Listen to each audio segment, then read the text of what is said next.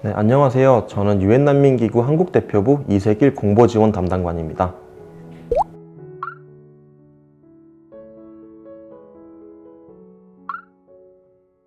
유엔 난민기구는 전 세계적으로 난민 보호에 대한 임무를 부여받은 유엔 산하기관으로서 1950년 12월 14일에 2차 세계대전으로 인해 발생한 난민 이슈를 해결하기 위해 설립되었습니다.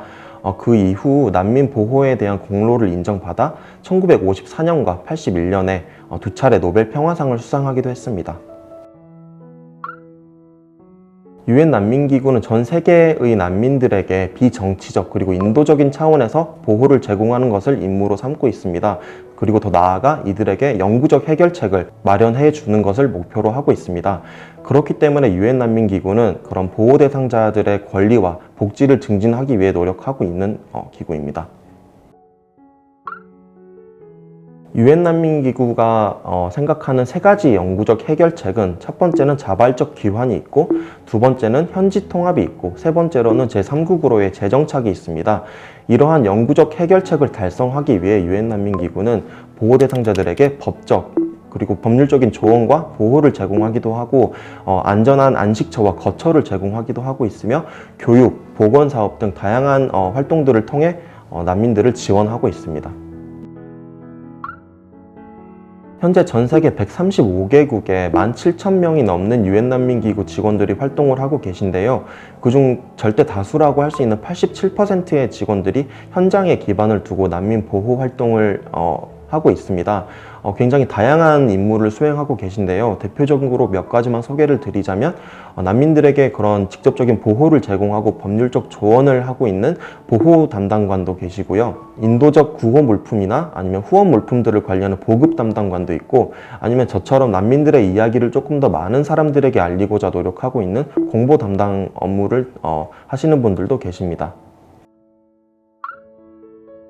대한민국의 역사와 또 난민은 뗄래야 뗄 수 없는 관계라고 생각을 합니다. 특히 1950년에 6.25 전쟁으로 인해서 많은 한국 사람들이 강제로 집을 잃고 피난을 떠나는 경험을 했었는데요. 물론 많은 대다수의 한국 국민들이 그 당시에 국경을 넘지는 않았기 때문에 난민으로 규정될 수는 없지만, 유엔 난민기구의 중요한 보호 대상자 중 하나인 국내 실향민이 되었던 것입니다. 그리고 이러한 사태가 고작 70년 전에 일어났기 때문에 이렇게 누구보다도 실향의 아픔을 잘 알고 있는 대한민국이기 때문에 난민 이슈는 절대로 먼 나라에서만 발생하고 있는 남의 일이 아니라는 말씀을 드리고 싶습니다.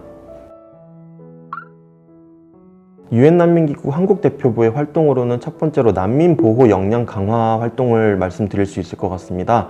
이를 위해서 다양한 시민단체와 협력을 해서 난민과 난민 신청자들에게 법률적 조언 및 변호를 제공하고 있기도 하고요. 그리고 좀 더 나은 국제적 기준에 부합하는 난민 인정 신청 절차를 위해서 그런 기술적, 정책적 조언을 하고 있기도 합니다.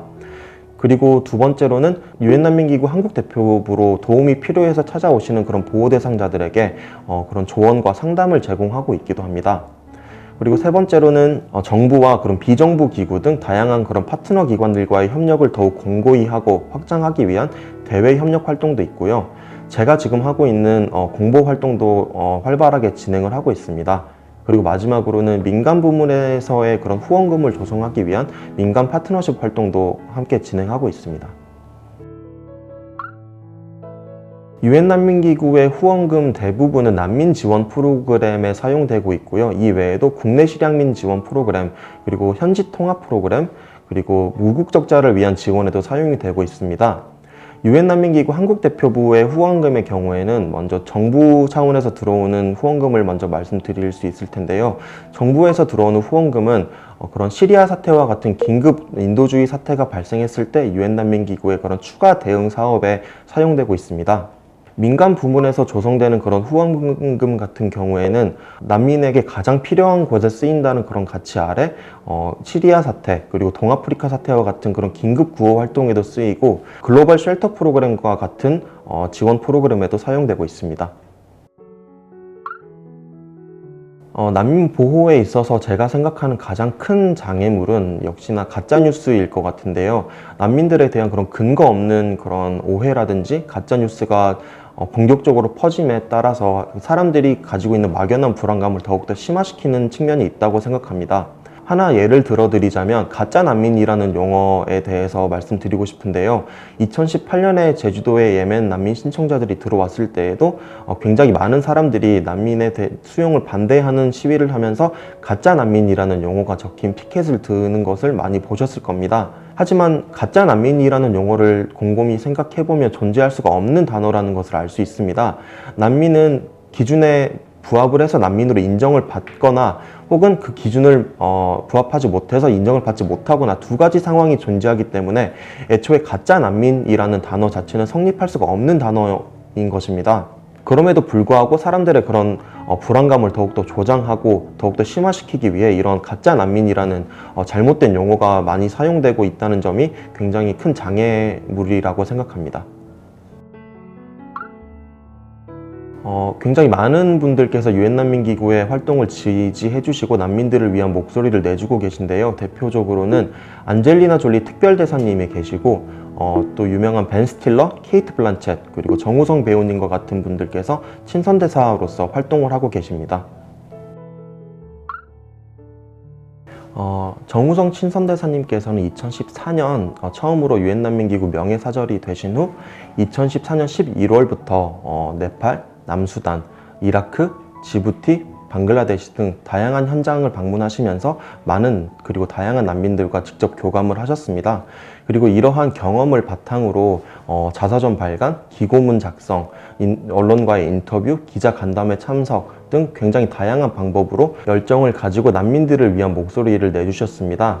그리고 정우성 친선대사님께서 기존의 대중들에게 가지고 있던 그런 친근감과 그런 신뢰감을 바탕으로 처음으로 유엔 난민기구와 그런 관계를 맺게 되는 기본적인 근간이 되었다고 생각을 하고, 그 이후로 다양한 그리고 어려운 현장들을 방문하시면서 보여주셨던 그런 헌신적인 모습과 그리고 난민 이슈에 대해서 진지하게 고민하시는 모습, 2018년에 사회 전반적으로 난민에 대한 반대 감정이 굉장히 심화되었을 때도 일관되게 난민들을 위해서 목소리를 내주시는 그런 모습에 바탕을 두고 친선대사 임명 및 지금까지의 그런 공고한 관계가 될 수 있었습니다.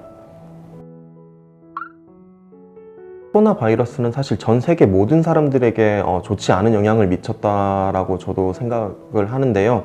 특히 그 중에서도 난민들은 더 취약한 상황에 있다라고 생각을 합니다.